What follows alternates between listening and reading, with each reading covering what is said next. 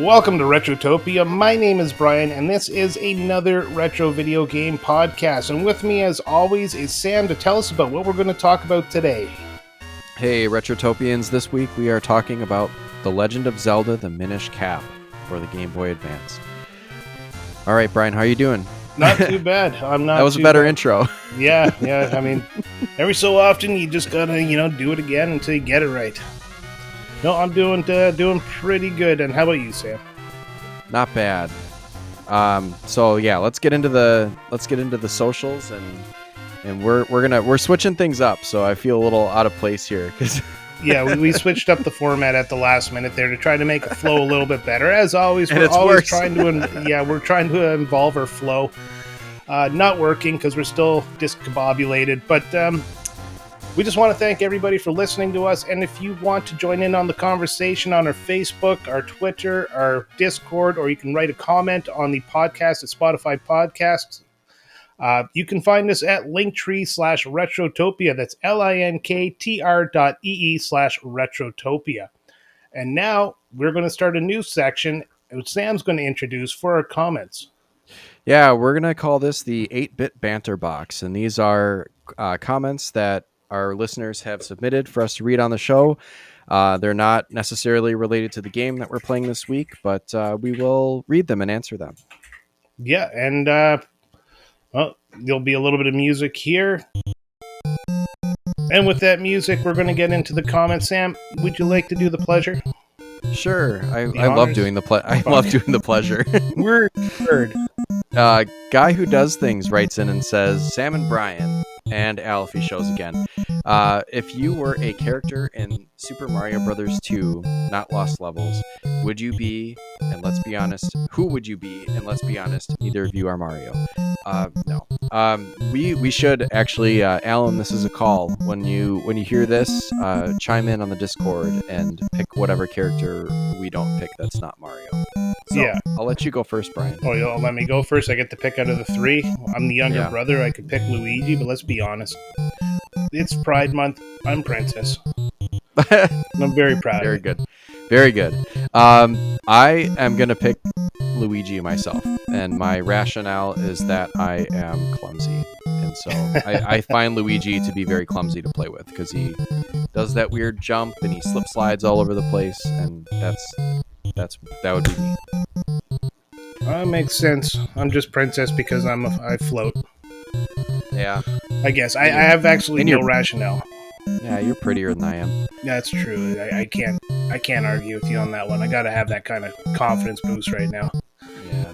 No, I'd say Toad, but Toad is strong and fast, and those are two things I am not. Yeah. So, right. Spoiler alert, we all know who Alan is now, because he's got to pick the last one that's not Mario. Unless Alan is Mario. He didn't say that Al couldn't be Mario. So. Yeah, that's true. He can be anybody. I mean, we could be the same person if we really wanted to. I mean, why not? It's our show. Screw you, Guy Who Does Things. Yeah, we make the rules. Yeah, exactly. All right, our next comment comes from Sir Fancy Cake from Read, Watch, Play podcast. He asks a Zelda-related question.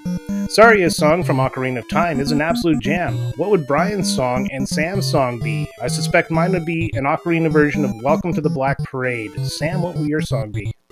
Ooh, that's a good one.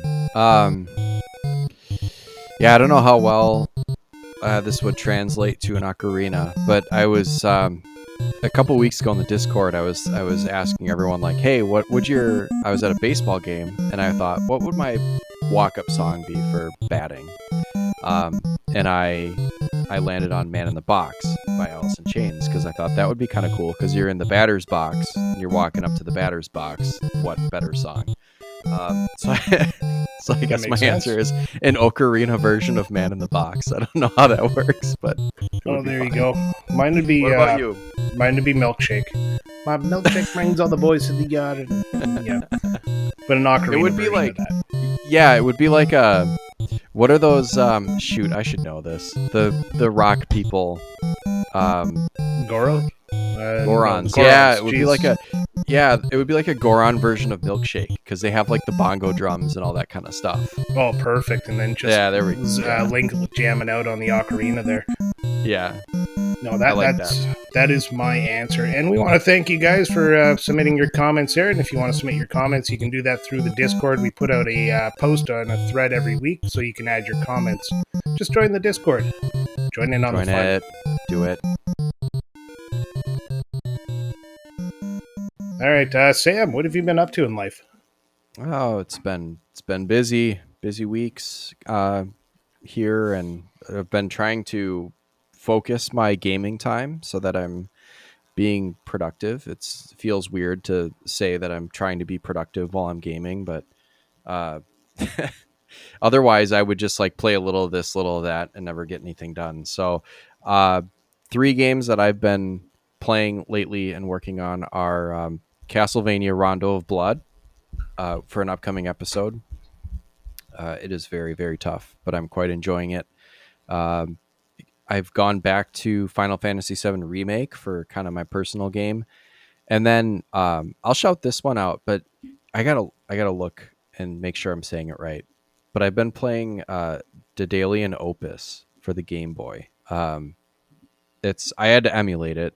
I don't think it's available on the Switch Online or anything, but it's this like weird little puzzle game where it's kind of think like Tetris meets Tangrams. You have to try to fit the shapes that they give you into the shape that's on the screen, and you can like flip and rotate and do all that kind of stuff. And some of them get quite challenging. I sunk like 35 minutes into one yesterday because there's a timer on the screen while you're playing it, unfortunately. But I was like, I gotta stop. Just like I got it to like the point where there's like 5 little squares left that are not in the shape of the shape that I have left. And I just like systematically dismantle the whole thing and try to go back up with it and end up with like a different shape missing. It's like, oh my God. So it's a lot of fun, but it's very, very challenging and easy to lose yourself in. Oh, that's good. Yeah, it's a good one. I think we're going to have I'm going to do a quick play on it because I don't think it's worth a whole episode. It's not enough to talk about, but it's a really cool game. What about you? Oh, me, I've kind of put myself into a corner of a lot of games. Been playing Far Cry New Dawn. I'm at the point of the game where I've kind of maxed out the weapons now, and I'm just kind of mowing through the enemies. So I only play that when I just really feel like nothing I want to play is just hitting me right. And then of course I'm replaying the Messenger because it's the goddamn Messenger. Oh, yeah. I started that over the weekend, too. Yeah, great game. I've been dabbling in Rondo of Blood about 5 minutes at a time because that's about as much as I can take it before the bullshit kills me and I just get frustrated. I don't think I've made any progress past stage 2. Like, I know where the enemies are coming from, but for some reason, I just cannot get past stage 2. Yeah, it's tough. On Rondo, I was stuck on stage 4 for like weeks at a time. Like I've been playing through or like goofing around with Rondo of Blood for a while, and I think I was on stage 4 for a week at least. Yeah, well, I'll see if I can make it past stage 2, and if I can, I'll probably be motivated enough to die on stage 3 a bunch of times. Yeah. I've also started the 1,000-Year Door. That'll be our RPG at the end of the month. And I started Professor Layton in the Curious Village for another podcast. Nice. And it's I'm looking forward to that one because I really, really enjoy the Professor Layton games. I love these puzzle type games. Yeah, that's one series that I want to try. Yeah, and besides that, I've been walking more, drinking less beer, which is, a fun little thing because, you go through the withdrawal symptoms if you're a heavy beer drinker like I am, and you go through depression funk for a week. A lot of sun today, but that boosted my mood, and now I'm in a good mood again. Well, that's good. Glad to hear that you're in a better mood because, I know how that funk can hit you. Oh yeah, you go on a bender for like a week there, and then you like cut yourself cold turkey, and you might as well just quit smoking. The same feeling. It's this not rage where like when I used to smoke, and when I quit, I would always get angry at the smallest things. To the point my wife's dad actually told my wife to get me a pack of cigarettes to shut me up. So just let him smoke. Yeah, basically, because she was the one who wanted me to go cold turkey. And he's just like, you know what? If you want him to go cold turkey, you got to deal with this. Otherwise, go get him a pack of smokes. And she did. Oh, jeez. Yeah, because you didn't want to deal with me. Well, I'm glad you don't smoke anymore. Yeah, so am I. Fuck that. That was bad. Good that habit, and, you know, cut down on the beer drinking there and go back to walking. It's beautiful weather, so I'm going to take advantage of it. There you go. All right. Well, should we transition into the game here? We'll listen to the gentleman's interlude, I believe, right? And Absolutely. then we will, and then we will hear some listener comments.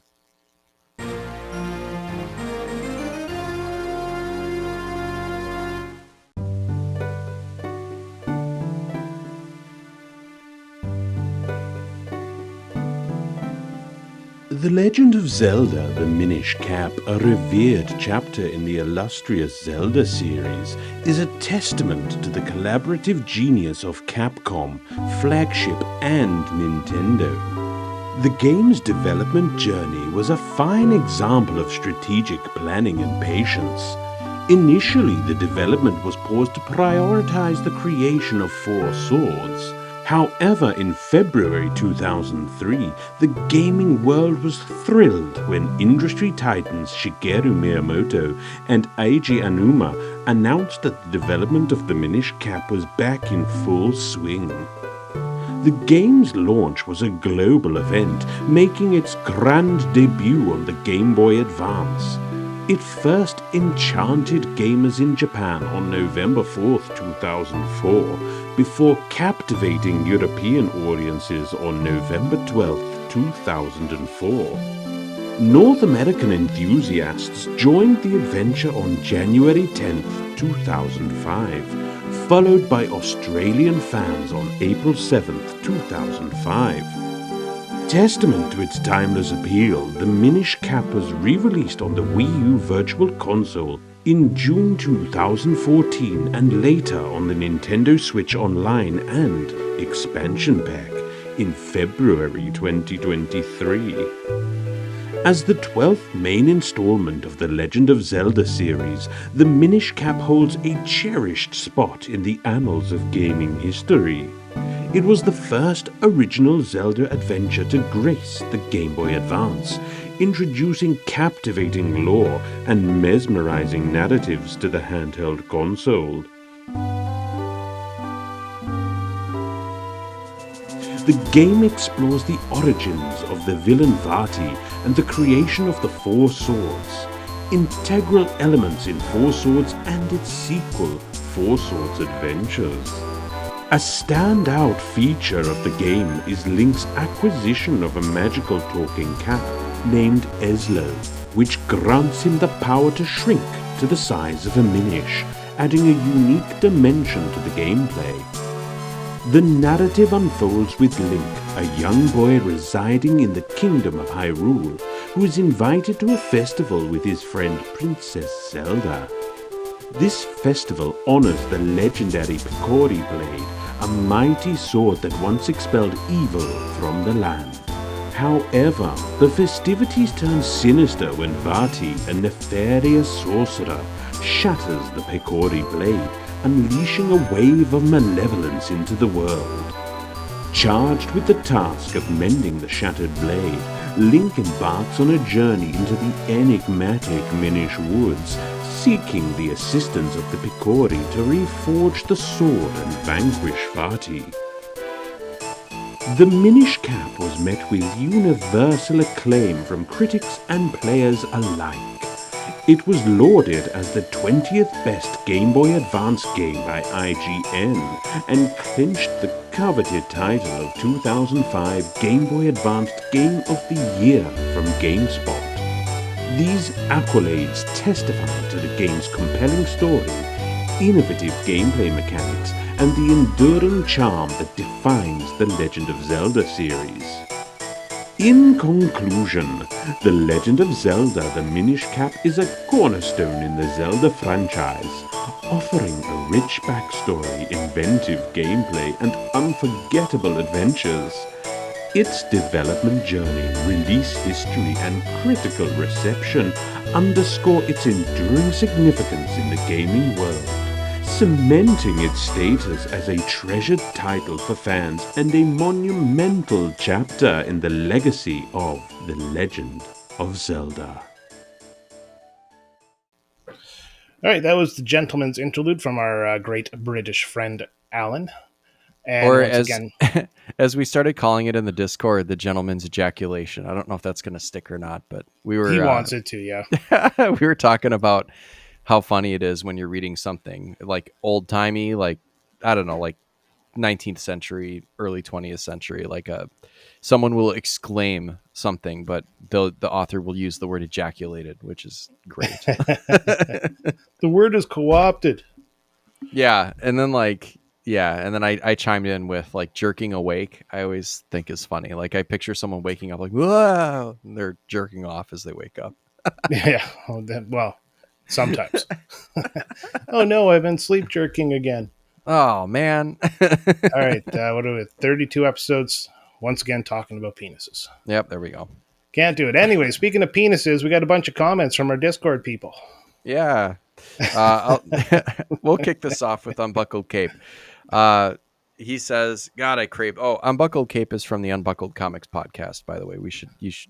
Everyone go listen. He's doing great. God, I love this, or God, I crave this game, he said. It's close to the top of my must-own list, even though I've never played it. I love the Zelda franchise, and I'm sure I'd love this one. I think you would too. Oh yeah, this game is going to hit a high mark. Mm-hmm. But that brings us to my favorite wild card. He says, I'm currently on my first playthrough of this game, missed it back on the GPA era, but I've been thoroughly enjoying it so far. He supplemented that with the later comment that says, fuck this one, boss. Yeah. Or something along those lines. I didn't actually add it to the notes. Oh, yeah. We'll talk about that. Oh, yeah. We'll get there. Next comment is from Big Kid 782, who said, I played this on the Switch and enjoyed it. I have a love-hate relationship with the Fusion Stones and the map system, but overall thoroughly enjoyed this game. Yeah, there's some frustration I have with the Fusion Stones. Yeah, it's a pretty neat system. That. Yeah. Good A, he says, and Good A is a good friend. He says, this may be a hot take, but I didn't like it. He's no longer a good friend. I got lost a few times and needed All Right, one of our other Discord members, to help me figure it out. It's honestly one of my least favorite games in the series, not that I've played them all. Well, it's a fair opinion. I got lost a few times, too.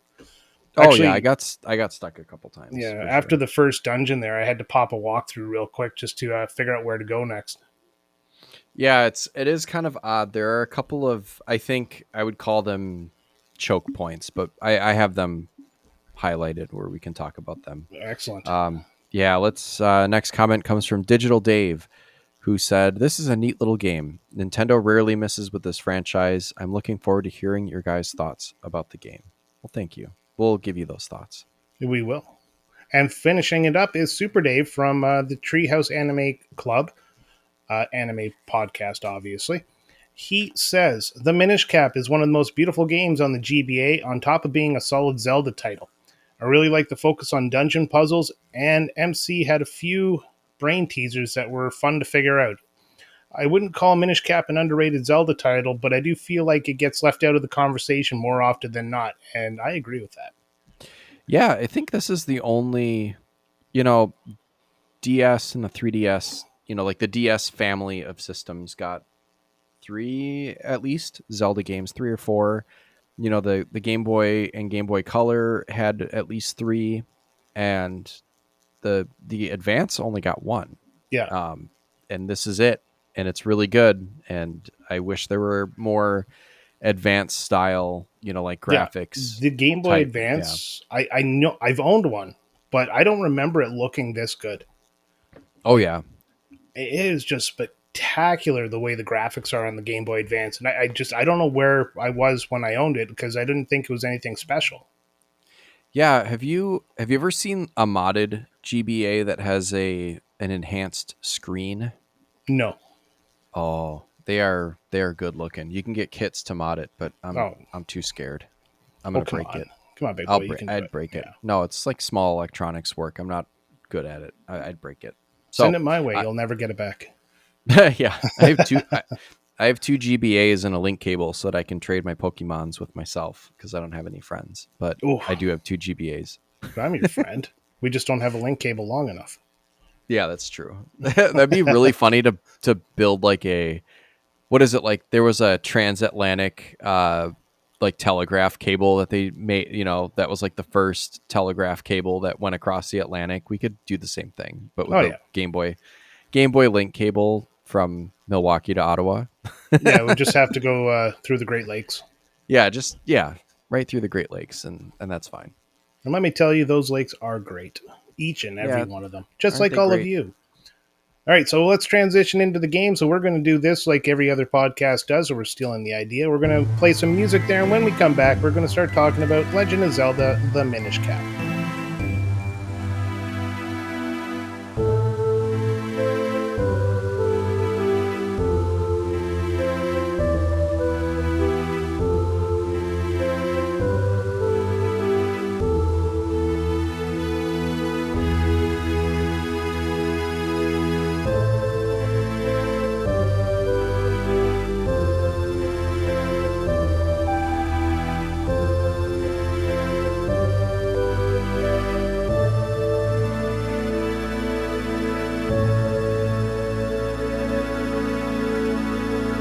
All right, so developed by Capcom, published by Nintendo, released 2004 in Japan, 2005 in North America for the Game Boy Advance.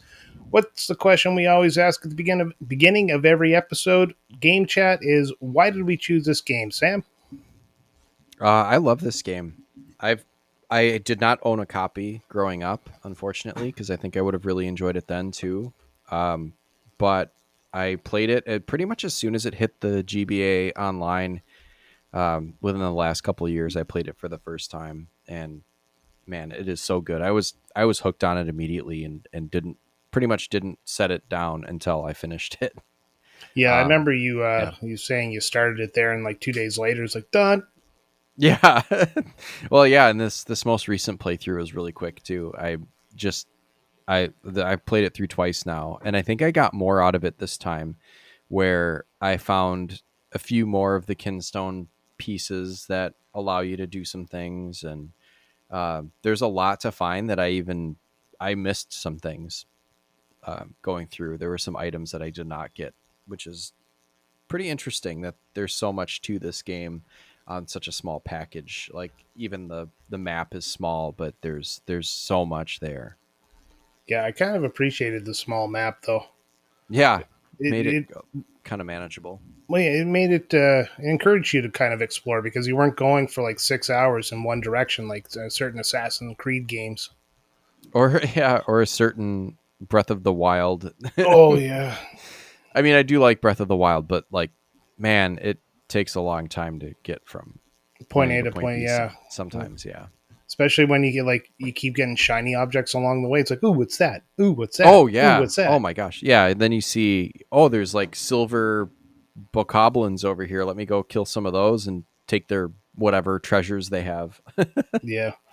For me, this was my first playthrough of the game, so I don't really have a history with it. I don't even think I heard of it until it came out on the uh, Switch Online there. Mm-hmm. So when you suggested it, I was all for it. I'm a big fan of the 2D Zeldas, and I was just like, yeah, let's do it. And I started it out. The first day didn't really grab me right away, but then sat down, gave it a good full couple of hours, and I got hooked. And the same thing, I just pumped my way right through the game. Yeah, I'll say it probably doesn't really pick up for me until you get to the first, that like first forest dungeon. Yeah, that's Like the where first. Mm-hmm. that's where it caught me. That's Yeah, an exact moment. that's the first time you shrink, but there is like a lot of upfront exposition of. I felt the same way. I'm playing a little bit of Chrono Trigger too, getting through that, and I felt very similar about the whatever the festival is in Minish Cap as I did the festival in the beginning of Chrono Trigger. Yeah, like when you run under that bell. Yeah, and Way it's to just steal like ideas from yourself, Nintendo. yeah, yeah. I did get like it was kind of funny because I was playing them at the same time, those parts, and I was like, man, this is all really very similar. But they're both well done. All right, Oh yeah, why don't you absolutely. tell us a bit about the story, the plot, the raison d'être? Oh yeah. So this is, I guess, a Four Swords prequel, and so you do get to use the Four Swords mechanic to make copies of Link that solve puzzles and fight enemies. In the chronology of Zelda, which I think is kind of bullshit. This takes place between Skyward Sword, which is technically the earliest in the Zelda timeline, and the Four Sword Adventures. So this is very early in the quote unquote Zelda timeline if you Yep. follow the. By the way, remember we said this was the only game on the Game Boy Advance? Four Sword Adventures was on the Game Boy Advance. Was it really? Yeah. What is that weird game? Hold on, let me. Them. Yeah. Did you look it up on the Wikipedia? Yes, I looked it up on the Wikipedia. Oh, friggin' perfect. Then we gotta cover Four Sword Adventures. And why the fuck isn't that on the Switch Online, Nintendo? I know you listen to this. Yeah. Yeah. You shit. At least somebody's uncle who works at Nintendo does. Yeah, give me a Wind Waker remaster on the Switch. There's no reason not to. Just dump the entire friggin' collection on. Everything right up until Breath of the Wild there. Yes, and as long as you're listening, then also give us some sort of cool Pokemon collection. All right. So back to the story or the plot line. From what I pulled, I mean, it's not I don't think it's the strongest story or plot line, but basically Hyrule is at peace, which I used the wrong piece in the notes, which is really funny. It's just a piece of Hyrule. And they're at peace thanks to the Picori, who are a race of tiny little people who forged the Picori blade. And then there is Vaati, who's an evil sorcerer who wins basically like he comes to the festival and enters into a tournament and wins, and he ends up breaking the Picori blade in the process. And so Link that's a weird festival. I found that right off the beginning to be a very weak plot point. It's like, hey, here's this legendary sword that we're going to pull out and let a winner of a sword tournament touch it. Yeah, just like have it or touch it or I think it's like a sword in the stone situation. They get to try to pull it out to prove that they're the one true hero of Hyrule, but just still seems kind of like why? Yeah, and it backfires because, well, they break it. And I think it's like every 100 years they do this because some mystical doorway opens in Hyrule Castle and they have access to the blade. It's like in a vault or something like that. It's a door that only the wielder of the blade or the chosen hero can see down in the basement of the castle. Yep, that was it. But Link is that hero, spoiler alert, and has to go on a quest to the blade. Yeah, mind blown. What? Yeah, this 15-year-old kid is the hero of Hyrule? Yeah, apparently. And this is like a very kid-looking Link. Yeah, and what is it with Nintendo sending kids out to their death? Yeah, they really do, like Pokemon, Zelda. Yeah. So he goes on a request. You go on a quest to restore the sword and defeat Vaati, who's just a real dick. He turns Zelda into stone. And early on in the quest, so you start the quest with no cap, and that's important because you meet Eslo, who is a weird talking bird thing that is a cap, and he's the Minish Cap, and he gives you the power to shrink down, and he'll chat with you. He's kind of like this game's Navi, and I think he's pretty awesome. Yeah, he's actually like the counter Navi because he's not overly annoying. There are times where he could just shut up, but not too often. But he's not, interrupting you all the time or telling you like, hey, whatever. When he comes, like when you start a saved game, he'll actually pop out a little sentence to kind of remind you of where you are. That I loved. That was really cool. That was great. Because if you set this game down for a while and then turn it back on and restart your game up, and you get that kind of disoriented feeling like I haven't really been playing this for the last couple of days, he'll pop up and be like, hey, aren't you supposed to go to that mountain? Sometimes that's not helpful, but at least you know where you need to go next. Yeah. Then it's right off to the walkthrough. Right. What is the mountain? Things I didn't like until I figured it out was the animation for shrinking, where you would shrink down, go inside the object, you'd bounce off 3 things and then walk out. Yeah. Hated it until I learned I could skip it. Yes. How long did it take you to figure out you could skip it? Longer than I want to admit. Yeah, it took like most of the first time I played it to realize that you could skip it. And I think the first time you do have to watch it, and it's a cute Yeah. little animation. He just like shrinks down and hops from leaf to leaf until he's, or, I think there's different animations for different styles of whatever you're using to shrink, because you Yeah, can because shrink with the overturned pots or there's logs like, yeah, or logs stumps, or sorry. stone. Yeah. And then there's like stones in the mountain, and like I think something, what is it, ice in Yeah, the it's a little ice pile. yeah, so each one of those is a different animation, And the although first like, time you do it, you have to watch the animation. But after you do it the first time, you yeah. can just pump through them like really quick, and it speeds up the flow of the game. Oh, for sure. And I found it because finally I was like really frustrated with one point where I had to like keep changing from big to small, and I wasn't finding what I was looking for. And I was like, oh, what the fuck? And I was like hitting A a bunch. And I was like, oh, or like, I don't know if I think it's one of the shoulder buttons, but I was Yeah, just like button mashing and ended up finding out how to skip it. So I was like, oh, it's the R okay. button there. I was doing the same thing, right? I'd hit the A B button there, trying to skip, and nothing would happen. And then I started hitting every button, and finally just like skipped right through. I'm like, oh, game changer. Oh yeah. Yeah. It would have gotten some points taken off if they made you watch the animation each Yeah. time and didn't let you skip it. What did you think of the mechanic there? Like, as you get the what were they called? The elements.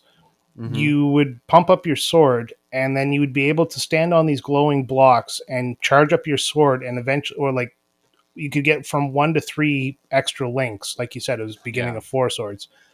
What did you think of that mechanic and how it was used in the game? It was very cool for puzzles. I did not enjoy it as much for, there are a couple boss battles that are really quite annoying that utilize the four swords. And they're later in the game, because as you progress in the game, you have to go back to the basement of Hyrule Castle. You have to sneak in and activate the four sword, like each. So there's the sword, there's the Picori blade, and then as it becomes the legendary four sword, it changes colors each time. I think I had a site open, so it starts out as the white sword, and then which has a green handle, and then the handle turns red and then blue as you add elements, and then the fourth element that you add is gold. It's got like a gold hilt. Yeah, and that's the power of the Picori sword fully powered up. Yep, and then the fifth element is love. Oh yeah, absolutely. Spoiler alert, I'm sorry for anyone who hasn't watched the fifth element. Yeah, the fourth piece of the Triforce is love. Yeah, that's Well, the one excuse me, princess. Yeah, I was gonna say that's the one you stick in the middle. Yeah, fuck. Uh, All right. Yeah, let's carry on. So, I found the like you said, the puzzle aspect was pretty cool. There's some of them that were kind of like, bullshit, because if you ran into a wall or something, you would lose your I guess shadow clones, we'll call them. Yeah, that's like that little like jingle of you losing them is one of the worst sounds, because you would hear it and be like, oh fuck's sake. And like, or no, the worst is when you get to where you're supposed to go, but it took you so long dodging around, because you have to follow kind of a maze thing while navigating 4 characters. Yes. You get to the point where you're supposed to push the block or whatever, and then all of a sudden it's just like your friggin' shadow clones disappear. You're like, you motherfucker. You have to go back and repeat it, but be faster. Yep. Get all the way down there and lose out, run out of time. So like, yeah, you charge it up, and then the meter like slowly ticks back down to 0. And then once it's 0, your guys disappear. But the other thing too is like some of those you had to spread your 4 little guys most of the way across the screen. And it's a lot to track at once, where like I'd be navigating, I'd be focused on the main Link, or the real Link, and I'd be navigating him around. It's like, oh wait, I'm running into something over here, and I lost them all. That was tough. But I liked the puzzles better than fighting bosses, because the same thing could happen with the bosses, except the bosses are also attacking you at the same time. So if you get hit while you're charging the four sword, you lose your progress. Like it charges the beam, and it you lose your progress if you get hit at all. Yeah, and the amount of time it takes initially to charge up, because you charge your sword like you would in any Zelda game, where it does the glowing down the blade, and then you hear that sound, and then it charges a bar after that. And the initial bar, it takes, I don't know, probably a good 3 to 4 seconds to fill up It's before slow. before you get the tiger scroll there. And it can be a pain in the ass if you're doing the same part over and over and over to have to keep charging that up. Yeah, I'd say if you haven't played this game before and you're interested in playing it, definitely make note that there is a Tiger Scroll that allows you to charge your Four Sword faster, and definitely go out of your way to get that because it is very helpful. And I think I think I got the Tiger Scroll both times I played, and I would not want to face the final boss without it. Oh yeah. And speaking of tiger scrolls, there's actually 8 tiger scrolls and 3 optional ones. Yeah, you have to get, I think the 7th one is the one that allows you to charge it faster. There's like one that you have to get. You have to get like the 4 in front of it or something. Like you have to get all the other ones in order to get the last one that lets you charge faster or something like that. The great spin attack is basically where you when you do the charge the sword and he does like the circle spin in spot. Yes. Well, this one will actually move you forward, and you'll kind of float up the screen, or not float, but kind of move up the screen as you spin your sword around. And that's the one you have to have all the first 7. Oh, okay. Never mind. Then I misspoke, but there is definitely like a point where you get that tiger scroll that lets you charge it up, and I think you have to. It's a Kinstone fusion. Yeah. Is it in a spot where I remember there being something about it where you had to complete something in order to even get there? Like you had to either finish a certain dungeon or something, but like it's definitely, you can miss it, and don't miss it. Yeah, it's gonna suck. I think it's the guy you light the like you have to light up the lamps so that you can see. Then he teaches you the attack. Okay. He gives you the sword beam there. I think later on you get like one of the rare kinstones, and you go talk to him again, and that's when you get the spirit gauge filling faster. Nice. There we go. Yeah. Yeah, it's been a few weeks since I finished it. Yeah. So go over quickly then the tiger scrolls or the different attacks. Yeah, there's a bunch of. I have it open right here. Okay, good, because I got to refresh my memory on these for sure. So the first one you get is a spin attack, and that's just a standard one you have in the Link to the Past there, where you charge up the blade and you just do a circle attack around you. Second one is the sword beam. After you get the lantern, you light up the room, and he'll teach you the sword beam. That is just a straight shot beam when your hearts are filled, same as the original Zelda. Yeah, but there's another sword beam where it activates when your hearts are low. Yeah, well, we'll get to that. Okay. I'm going over them one by one here. All right. So the next one is a dash attack. Once you get the Pegasus boots, you do the dash attack that, again, you did from Link to the Past there, where you just stick your sword out and run into stuff. That comes in handy because you can knock trees down and find some hidden stuff. Yeah, that knocking the trees out took me a while to figure out, but there are some places where you can shrink, where you have to like bash into the trees first to get the stump.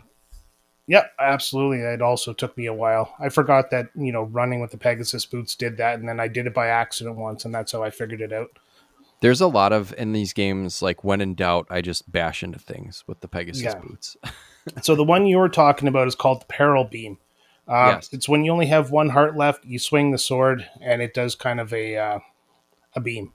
So, last-ditch effort to survive. Next one is a Rock Breaker. This one is also very useful because it speeds up the game. Once you get the white sword and 2 elements, basically you can break pots and rocks and stuff by swinging your sword, so you don't have to pick them up anymore. You can just, like, plow through them. Comes in handy when you want to, like, look for hearts or something like that. Yeah, there's a lot of these Tiger Scroll powers that you get that I think really just kind of make the game easier to play, not from a standpoint that like there's no challenge to it, but just some of the little, like, almost call them like quality of life improvements as you go through the game. Yeah, things that could have been added to the game without these, but it was kind of a nice touch to add them to the game because it kind of, you could up your challenge by not getting them.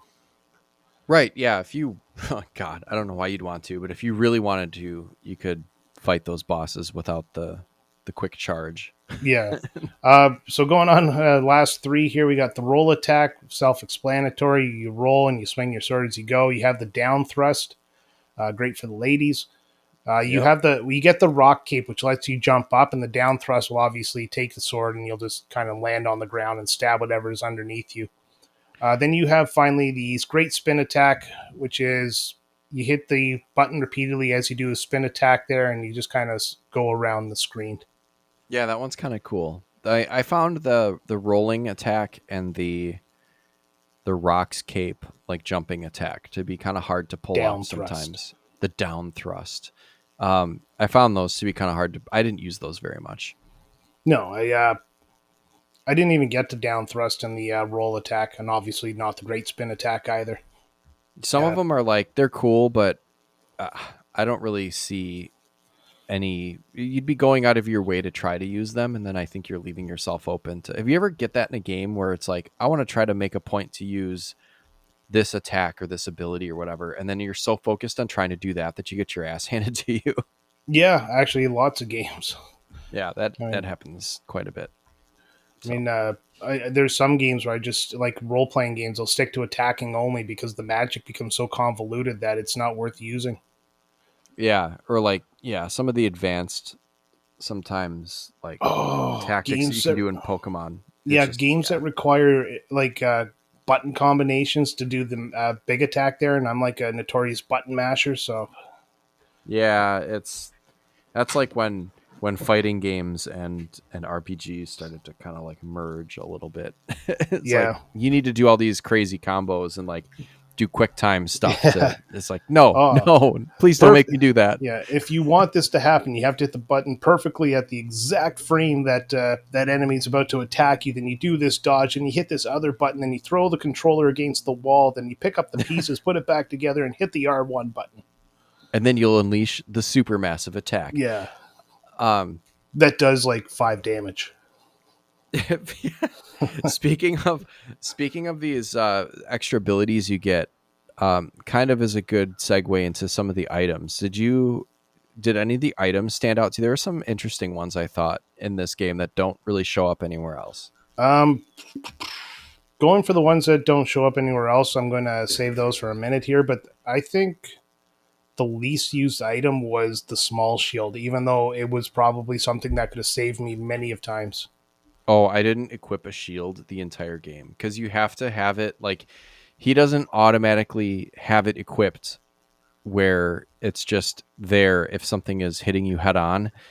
You have to have it equipped and you have to use it. And usually I was rocking like sword and another item. Yeah, so I always kept the sword. No matter what, I kept the sword equipped because you can equip 2 items regardless of what they are. And for me, it was always sword on the A button, other item on the B button. Then hit the Y button repeatedly, forgetting that it didn't exist on the advance. Yeah, we should talk about that. We were talking about that before we got started. I don't understand, and I don't understand enough about like handheld or video game hardware and programming and all that kind of stuff to know why they didn't do this. But the GBA was really like a handheld Super Nintendo in many ways. I really wonder, and they even included shoulder buttons. I don't understand why they didn't add the Y and the X buttons. I think a lot of games Y X button technology didn't exist back then. It was still a Game Boy after all. But they put shoulder buttons in, so they improved it a little bit. I mean, it was a good system for what it was, and it worked out. Yeah, but it makes some of the controls on some of the games a bit tricky, like this one. And we were talking about Metroid Fusion gets a little tricky with having to use the shoulders to kind of account for the fact that there's no X and Y button. It's fine. It works, but in this game, it really makes the shield very useless. But there's a mirror shield, which I didn't get. Is there? Oh no, I just got the standard shield, and then it just sat there. Yeah, there's 4 items that you get, and then you get like a really cool upgrade to them. The first one is the boomerang, which I didn't find very useful anyways. And then there's a magical boomerang. I didn't use them very much. Then there was bombs, and then there was remote bombs, which were actually really cool. So they just supersede the previous item in your inventory, so it's like an upgrade. Yeah. So Well, you can instead of actually go having, back between the bombs and the remote bombs. If you go back and yeah, talk to him again, he'll give you back the regular bombs. yeah, but I don't know why you'd want that, because the remote bombs you could set anywhere and walk away, and you could time it. You wouldn't have to time the bomb. There were a couple places where there's like moving platforms where you put a bomb on, and then the bomb has to blow up at just the right time. And the remote bombs were so helpful. Yeah, I never got the So, remote bombs. I just skipped it. oh, I got them. I got the remote bombs and the magic boomerang. I didn't realize there's a bow of light in this game, and I wonder if that would make the final boss easier. But I just didn't. I just didn't finish whatever side quest you have to take to get the bow of light. And then there's a mirror shield, and I don't really know what the mirror shield does special, but I'm assuming it just blocks more shit than the small shield. Yeah, I didn't even know there was a magical boomerang. You Yeah, must the complete the magical. Tingle side quest. Fuse Kinstones with Tingle and his brother throughout Yep. Hyrule. Blah blah blah blah blah. Oh yeah, yeah. Did I ever complete that Tingle side quest? Um, but the magical boomerang, you can throw it, and then you can move your D-pad around to like control where it goes. It's kind of The cool. Yeah, the only reason I used the boomerang is to stun enemies that would normally just kick my ass. Right. Yeah. So the Um, magical boomerang, you can throw it and then curve it whichever way you want to throw it or whatever. Kind of cool. You yeah, can throw it around corners and stuff. there's nothing on this wiki about how to get the light arrows, so Yeah, maybe. it's a mystery. But Yeah, they just don't exist. yeah, through the game, oh, there's the swords you're talking about. Nice. But Yeah, yeah. Isn't that? It's really cool how the every time you power it up, it changes color, and then that color is the color your little sprite has. yeah, and just looking here, some of the items you can get that aren't equipable. They're just enhancing your character. Would be the grip ring, the flippers, the power bracelet, and then bomb wallet and quiver upgrades. Yes. Well, you can actually get kinstone bags as well. I didn't know that. I never ran out of room in my kinstone bag. Yeah, I didn't either. I was Uh, constantly trying to find places to offload those and get more yeah. items.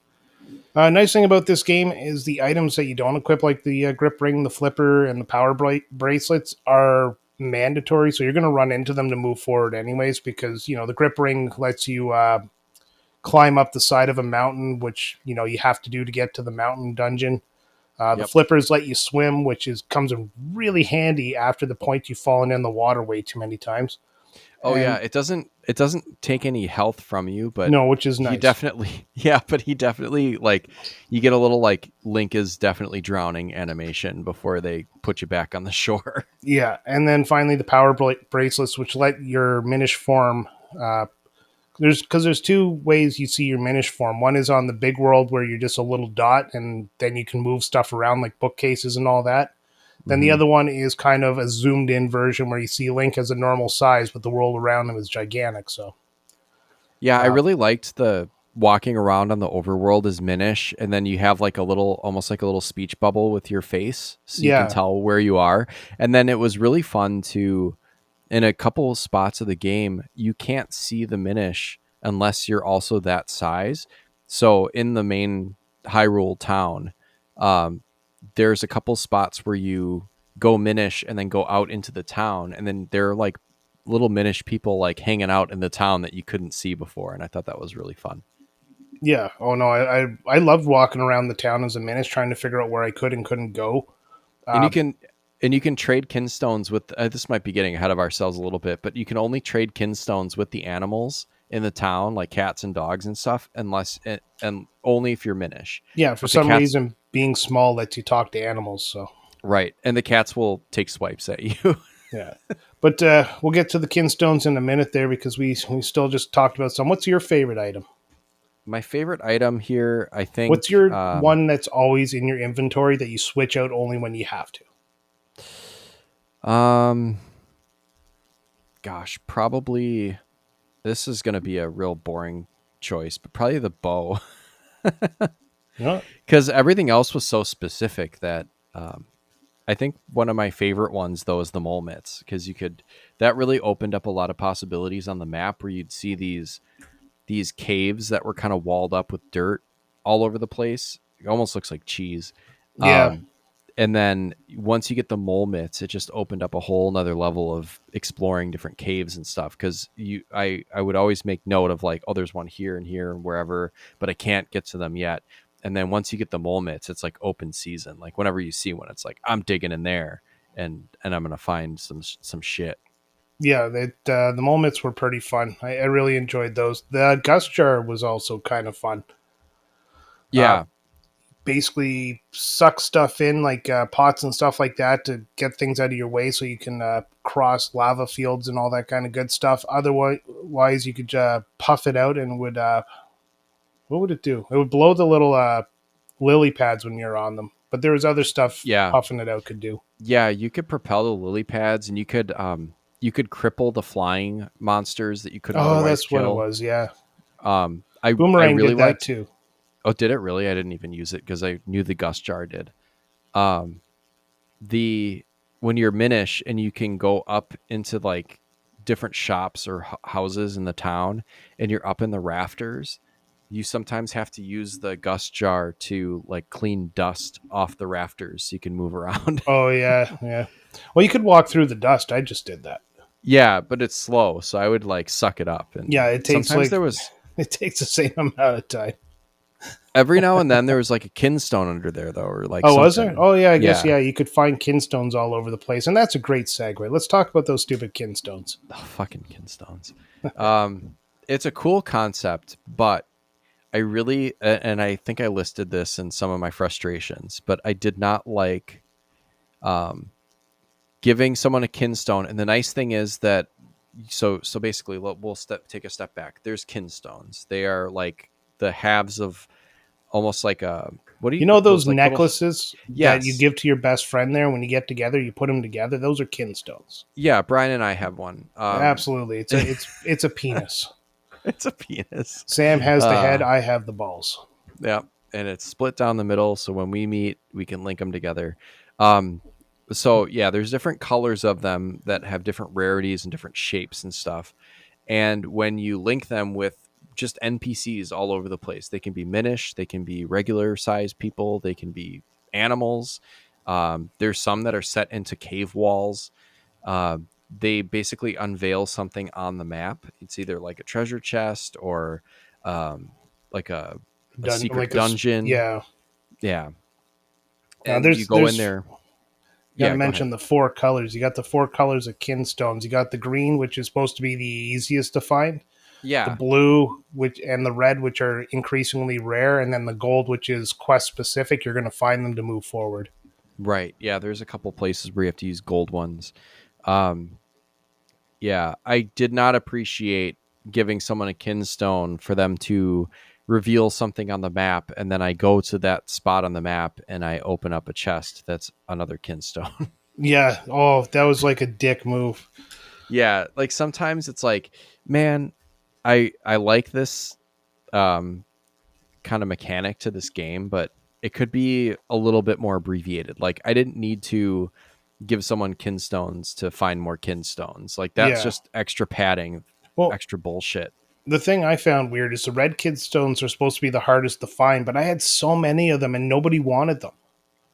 I had a fuck ton. I had so Yeah. many kinstones by the end, and I was getting to the point where it gets to the point where it's so picked over that you'd almost need a guide to find everyone who wants a kinstone and what type and all that kind of stuff and where they are. Happily, you Because can just walk up to them and that little bubble with a heart will show up, and that means you can activate the kinstone. right. But towards the end of the game, I had probably found, I don't know, let's say 60 to 70% of them. And it was becoming more and more rare that I would walk up to a character and the bubble would pop up because I either had given them one before or they just never accepted one. So it became increasingly difficult to find where these people were. And there might have been some good items hidden in there and I just never found them. So I think Half the time I would only look for the revealed Kinstone secret, if I was on that portion of the map, I'd open up the map and I'd look, and it would always mark where these things were. Yeah, And once you fuse them. yeah, and it was just kind of like, Yeah. well, no, that's like too far to the right. I'm going up, so I'll just skip it. I don't care. Like, it's not going to be anything great. Like you said, it's often just another Kinstone. Yeah, the fast travel really helped. Oh God, once you got that. Yeah, once you get the Ocarina of Wind, and Not to then be confused with the Ocarina of Time. right, but it is the same color. Yes. But yeah, basically all it does, you don't learn a bunch of songs. You just play one little song, and then it allows you to fast just travel. like the it's Link really to nice the to Past. have. Yeah, it's nice to have. Yeah.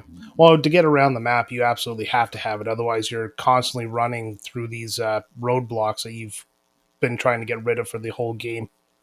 Yeah, we can talk about that, because I think the map and some of the spots where I got stuck are very, very linked. No pun intended. Oh, But I would just like beat my head against the wall, knowing like this is the next section of the map that I need to get to, and I can't get there because there's a rock blocking the path that you clearly have to push from the other side. So once you get into the new section, then you can open up a shortcut. But getting into each section tended to come with a little bit of difficulty because you had to kind of figure out how to get there. And I think that's where I got stuck a bunch. And then there were a couple points in the game where you had to, talking to an NPC would kind of set the next chain of events into motion. And it wasn't necessarily apparent that that's what you needed to do. And so I think that was kind of frustrating. That was a couple of them for me was, sorry, the gold kinstones are the dick one. I didn't know you could give them to items there, and you had to do it for the Temple of Wind, the original Temple of Wind, before you find out it's not the actual Temple of Wind. Oh, is that like the gold one in kinstones? The swamp? Like, yeah. Oh yeah, in the swamp. There's that one where you have to use the gold kinstones, and then in the clouds you have to use them too. Yeah, you have to go around and float your way through the clouds there to get all the kinstones, so you can open up the way to get to the dungeon. Yeah, I didn't like that.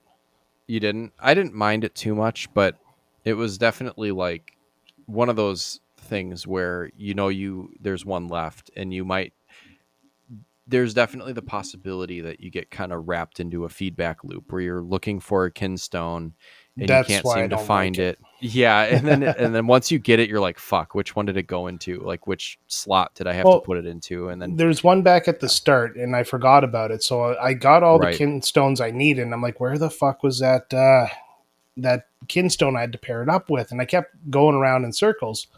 Then I jumped into one of the holes, because you jump into a hole to a level lower, which puts you on the same level as you start the cloud world in. And I saw it. I saw the kinstone. I'm like, you motherfucker. Yeah, that cloud one is tough. Definitely, like, I remember doing it from the time that I played it before, but it definitely took me longer the first time. Yeah, it wasn't like it took me 6 hours to complete. It took me like maybe an extra 10 minutes, but it was just one of those things like, you get into that confusion. You're going through the entire level, and it's like, I've been here. Here. It's like, oh, I gotta start all over again, and I've been here. Yeah, maybe it's only an extra 10 minutes, but damn if that's not an annoying 10 minutes. Yeah, it frustrates you. It's like, this is where I quit. Fuck it. Yeah, or just like, or like you double down on your like me playing the Dailian Opus for 35 minutes yesterday on one puzzle where I'm like, no, I just one more shot and I got it. It's like, no, you don't got it. No, it's I have a game on my cell phone like that. It's called Mowing Mazes, and you get 10 tries every it's keys basically, and every 10 minutes a key recharges. But I usually wait until I have all 10 keys back, and then I play it again. And then when I run out of keys there, I'm just like, I'm jonesing for it. And, I'll wait for the countdown, and I'll play another level. And then they threw in this leaderboard, and now for some reason that's addicted me. Uh-oh. Yeah. You're on the leaderboard of, what is it? Mowing something? Mowing Mazes. But sounds great. Yeah, Sounds kind of like those like car parking simulators where you have to like do it in a certain way or whatever. Pretty much. You just basically fire a lawnmower through a maze and you cut the grass as you go. It's a really dumb game, but very addictive. Perfect for the cell phone. Excellent. I know, like way off topic, but you know what? I'm playing it right now. No, I'm not. Yeah, that's so funny. I'm on the leaderboard, damn it. Oh, everybody's on the leaderboard. It's you get a cutoff point, and you can tell who actually pays for the game because somebody will be like 5,000 points ahead, and you only get 10 points per level. Oh yeah, that's fucking bullshit. Yeah, congratulations, way to pay to win, dick. Yeah, but you can't do that in this game. Nope. What? I'm just kind of scrolling through our notes here. What did you? Let's talk about the levels. What levels were your favorite? Because I definitely have a few that come to mind for me. Oh, Deepwood Shrine was the first shrine was actually probably one of my favorite. Like I said, that's the one that kind of hooked me. Yeah, what a way to start the game, right? Yeah. Oh, I got stuck in that one too, but I managed to figure my way out. But it's just so cool that you shrink down and then you go into this shrine, and then the main kind of hub of the Deepwood Shrine is a barrel on an axis that you have to like enter and then roll as you're walking through it to like access different parts of the level with through the holes in the barrel. I thought that was so cool. That was a good mechanic. Yeah, and then the main boss is one of the jellies or like the choo-choos or whatever you call those goddamn things. They're assholes in Breath of the Wild. I can't stand those things. But the choo-choos that are like the little jelly guys that are on the surface that are, regular size Link can kill really easily. One of them like drips through the ceiling and is massive, and you have to use the gust jar to make it tip over, and then because you got to suck out the base of it, and then it just becomes top heavy. What a cool boss! It was. The one I didn't like was the second version where he was electrified. That guy was a dick. That was like a mid boss, and it was like, God damn, this one's tough. Yeah, because you had to wait for him to stop firing electricity there, and then you could suck out the bottom of him, but then he would shock you. And I brute forced him. I had enough hearts and enough potions, and I just made my way through it. I think my favorite of the dungeons are definitely the Deepwood Shrine, and then the Temple of Droplets, actually, which is an ice cavern, which I know is usually like a water ice level in Zelda. It sucks. But you can swim by that point, so yes, you can swim. Yeah, and it's not like Ice Cavern in Link to the Past or Ice Cavern or the Ice Temple or whatever, and or the Water Temple in Ocarina of Time. Fuck that one. But the Temple of Droplets is way fun. It's super cool. There's a lot of like using the gust jar on a leaf to propel yourself through like these channels underground, and then you have to open up the ceiling to let in sunlight to melt ice, and then you end up activating the boss that way, in addition to getting the whatever the stones that you're collecting, the element or the water element. Yeah. So the element is frozen in a block of ice, and melting the ice, you free the element, but you also wake up the giant. Well, he's not giant, but it's an Octorok that you have to fight. He was a fun boss. I actually enjoyed him.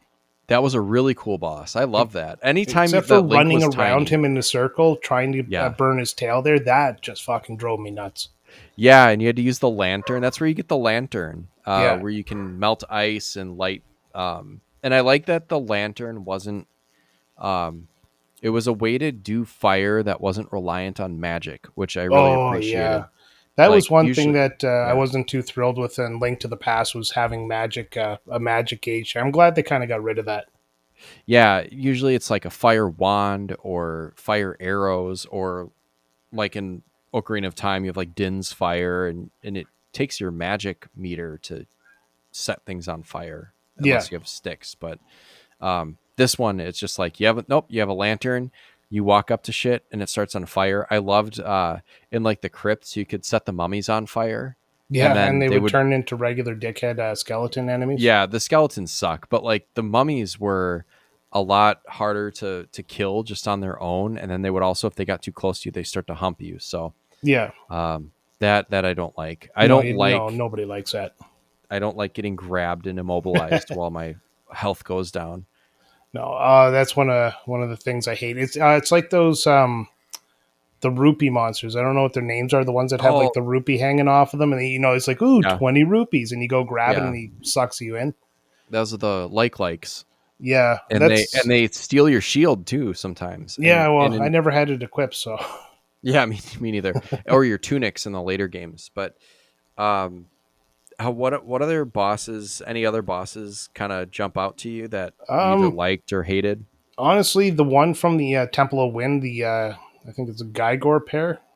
The one Yeah, where it's like the floating manta ray there, but you had to use the four sword squares, and and the rocks cape to jump from one to the next. yeah, and that was Ugh. actually it was a fun enemy. I didn't mind it. Yeah, it was a little bit harder, but it was a good challenge without being frustrating. Yeah, I don't enjoy the whole wind temple for me. Jumping from a top down is just not my cup of tea. So I would always get hit by the tail that would sweep around, and you're supposed to Oh, jump over it, but I would always miss the jump. oh, I had no problem with it. In fact, I Yeah. can't. I'm looking over the levels right now. There is not a level in this game that I actually have anything negative to say about. Even Dark Hyrule Castle was fun. Yeah, Dark Hyrule is really cool. And it's like I got stuck on it the first time, but this most recent playthrough, I was like, I know that there's a room where there's like a really cleverly hidden um, bomb wall that you have to like open up the rest of it. And then Yeah, from that's there, one thing about the game yeah. I will take a point off of was normally in a Zelda game, your bombable areas are marked, especially if they're dependent on moving the story forward. This Yeah. game had a couple of spots that you had to bomb that were not marked in random spots on the wall, and you just had to Yeah. guess. Well, they tell you that you're supposed to get your sword out and like poke at the wall, and it does make a different sound. Oh, But does it? but it's a weird mechanic to have in a top-down Zelda game. Well, when did they tell you that? Because I don't remember seeing that.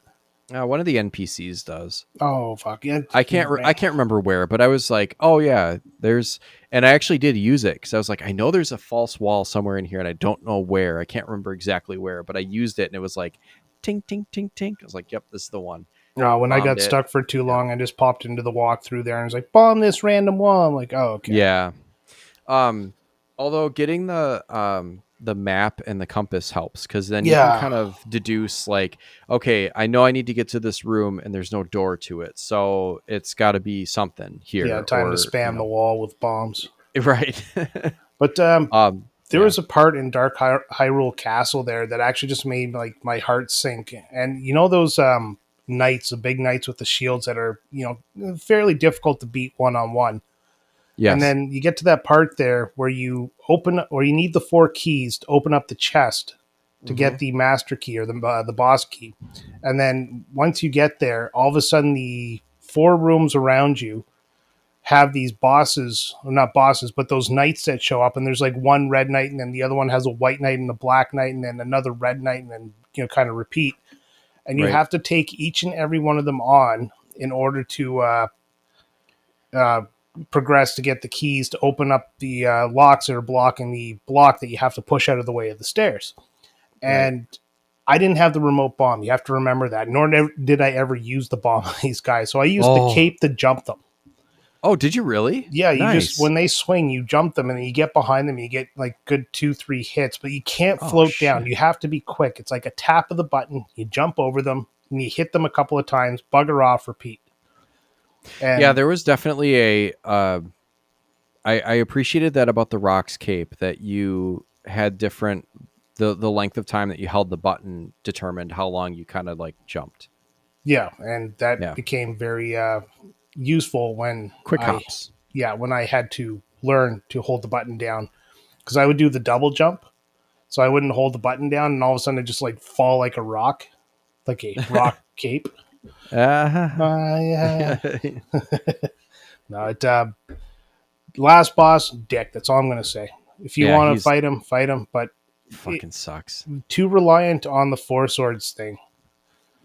Yeah, it was tough because there was just a lot going on the screen, and it's supposed to be a challenge, but it was kind of not always a fun challenge, kind of more of a pain in the ass challenge. Although I did like one of the Vaatis. I think there's three. Usually there's only two versions of the final boss, but this one had three. And it's like I forgot that there was a third one. I was like, yes, I got the second one. He was really tough, but I beat the second, so now I should be good. And it's like, yeah. Fucking well, there's a little another cutscene one. between, and that's not normal. So you do the cutscene, Right. and all of a sudden it's like, "Hey, I'm not dead, dicks," and then he takes you on again. I'm worse than ever. Yeah. Fucking guy. But so Vaati and one of the previous bosses, I think it's Mazal, is another one of the bosses from one of the other dungeons, do this cool thing where you have to change yourself to Minish, and then you have to like go inside one of them is like a robot, and this one is like you have to go up the hand and go inside. And I thought as frustrating as it can be to have to change to Tiny Link in the middle of a boss fight, it was a really cool until you remember you can skip that, and then it becomes a very fast mechanic. It becomes a fast mechanic, but I still think like, oh, it's doing this thing. Let me walk over here and get small, and then walk over here. And so it's a little bit cumbersome, but it's really, the payoff is cool because it just is so interesting to have to fight the boss on these two completely different levels. Yeah, I enjoyed that fight. I like the idea of shrinking down, especially like those statues on your way to the Fortress of Winds. Oh, yeah. Like you had to light the little thing in their head, or the one that you had to actually turn it off so that he didn't block the path. Right. Yeah. There were ones you had to turn on, and then there were ones that you had to turn off. Yeah. And they would block your path. And if you turn them on, they would, when you turn back to large Link, you got close, they would come to life and you'd fight them and they would open up the path. Right. That was a neat mechanic. Yes. I liked anything that, like my favorite part of this game is like anything that involves using the shrink mechanic to, well, it was an interesting way to do puzzles. That's what I really appreciated about this game. What did you think of Vaati himself? His whole backstory there, where he steals the hat from, what did you say his name was? Eslo or whatever? Eslo, from Eslo, who was his mentor, who turns into the Minish Cap, Vaati turns him into the Minish Cap because this hat gives Vaati unlimited power, because why not make a hat like that? Yeah, I mean, if I'm a sorcerer and I want to come up with some sort of item to give me power, it's definitely going to be a cap. The cock ring of power. The cock ring of power. The Minish cock. Minish cock ring or whatever. Turns your cock small. Too late. That's all it does. Yeah. Well, I don't need a ring to do that. It was fine. I think the reveal, spoiler, I guess, if you haven't played it, don't listen to it. We're near the end of the episode. It's too late. If you've made it this far, then whatever. Yeah, I guess the reveal that Vaati and Eslo were, like, I guess either rival sorcerers or whatever. No. Eslo was the mentor of Vaati. Vaati was like that's what it was. Yeah, but he wanted power. He's the star pupil there, but he looks evil to begin with. He's a different color than every other Minish. Yeah, and he's got like not that that's a bad thing. No, he's definitely got like emo hair too, though. He's got like a lock of hair in front of his eye. Yeah, and he's purple, and all the other Minish are green. It's just like, this guy is a classic anime character villain because he just looks the part of the villain. It's just like, oh my god, that guy's the villain. It's like, yeah, what did you fucking expect? He does look very anime villain. Looks kind of like what's that? There's like a Dragon Ball Z little shit goblin. Whatever. I'm not going to be able to think of it, but it kind of gave me. Was it Garlic? Oh, Garlic Jr. Garlic Jr. That's the one. Yeah, I can't believe I pulled that on my ass. The Dead Zone movie. Yes, yeah, Garlic Jr. That's like the Vaati reminded me exactly of Garlic Jr. Without being able to, I just remembered that name for some fucking weird reason. But like, it's like that looks like that weird Dragon Ball Z villain that was in like one thing. Yeah, but yeah, it was fine. That wasn't a movie. That was the filler arc between the Cell games and yes, the Android arc and the Frieza arc. it might have been a movie too. No, it was Whatever. a filler. I think they just took like the 3 episodes and made a movie out of it. Yeah, that was what it was. All right. Should we? I think we've probably gone through. Is there anything else that you think we missed, or should we kind of go through our thoughts? No, I'm quite happy. We talked about items, standard Zelda, go to a dungeon, get a map, a compass, and a big key, fight boss, get heart containers to get more hearts for semi-containers you find on the map. Will, raise it up. You can fill your hearts 2 rows in this game. Rupees for money, mystery shells for getting these little collectibles. Did you do that? Did you get the little collectibles with the mystery shells? I got a couple, but I was like, it takes too long. It's like, give the money there, then it's a percentage chance. So, at first it's 100% because you have none, so you're going to get one you don't have. But I like how you could adjust the percentage by paying more shells. Yeah, so if you wanted to play the odds, you could. Well, by the end of it, you had to give 100 shells to get 100% because it's 1% per shell after you finish the game and go back to get the last 3. Yeah, if you're a completionist, it's kind of a cool little side quest. It's almost like collecting the little figurines and like filling a Pokedex of just like random bullshit from the game, and it gives like little information. It's actually quite filled out. It's a bestiary, right? That's what. But I did hate because I didn't really do it. I hated opening up a kinstone like option, or like like fusing a kinstone and finding a chest and then having it be fucking shells that I was already full up on. Oh yeah, I barely used them. In fact, by the end of it, I had 999 shells, 999 rupees, and I never used them. Oh yeah, I almost never use rupees in a Zelda game. You can usually find just about whatever you want, with the exception of a few things that you need the rupees for. I don't know what it is. Around this time, you always had to buy your boomerang. Yeah. I don't know why. Like, I don't know why they developed that mechanic. At first, you find the boomerang in the first dungeon. Then all of a sudden, it's like, well, everybody likes the boomerang, so they can just pay money now. Fucking capitalism. Or they just couldn't find a good use for it aside from, like, everyone knows that the boomerang is like a quintessential Zelda item. We just can't figure out a good way to make it like compelling as part of like a dungeon or something like that. Yeah. So you could just buy it. It was a good weapon. Like I said, it stunned enemies. Pretty much my go-to for whatever I was doing. But that's all I have. Everything else is just, we've already talked about it. Yeah, I'd say, I think some people might say that a Zelda game is overrated because it just follows the same formula of go to dungeon, get weapon, but there's nothing wrong with weapon. That. There's nothing wrong with it. I agree, but that can be the criticism of people that aren't the biggest Zelda fans. But well, just to be fair, like that's the criticism I usually have about Dark Souls games. Right. Yeah. If you like a Dark Souls game, that's great. I mean, all the power to you, but it's not my type of game. So Dark Souls 2 isn't going to fix that. Right. Yeah. So, no, Zelda is definitely the flavor of game that I enjoy. Yeah. And I like puzzle games. So Zelda is very puzzle-esque. But this didn't feel like rinse and repeat.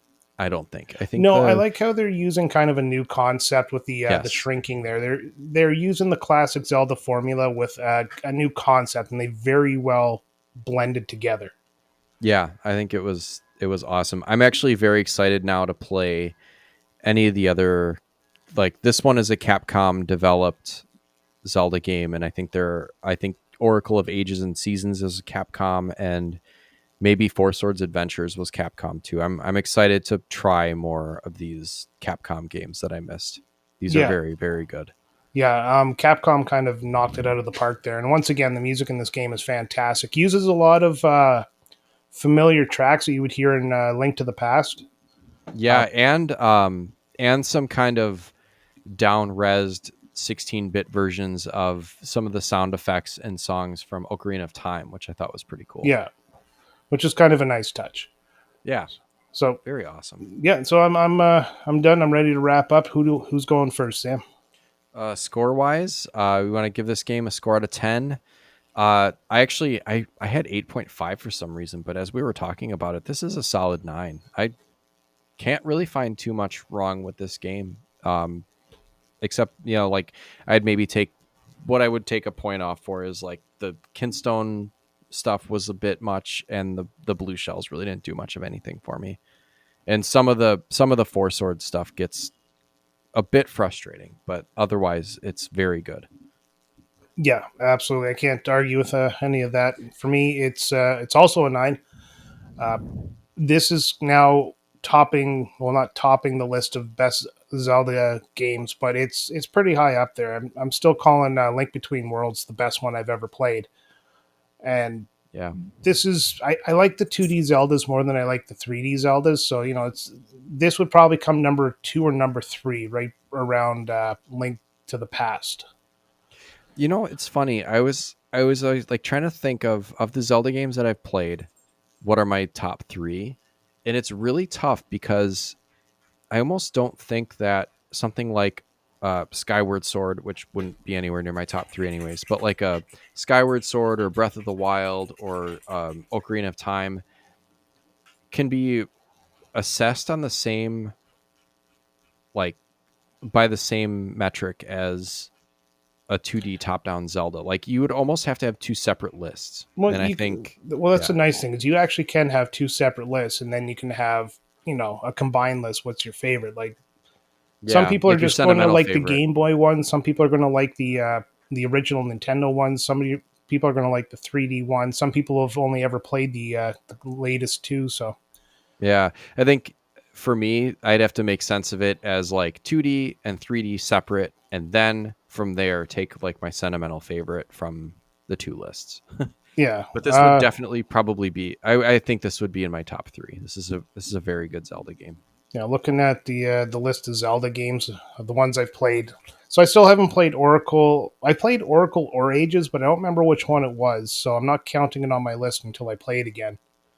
Sorry, Seasons and Ages. Yeah. I never played Four Swords, so that's not on my list.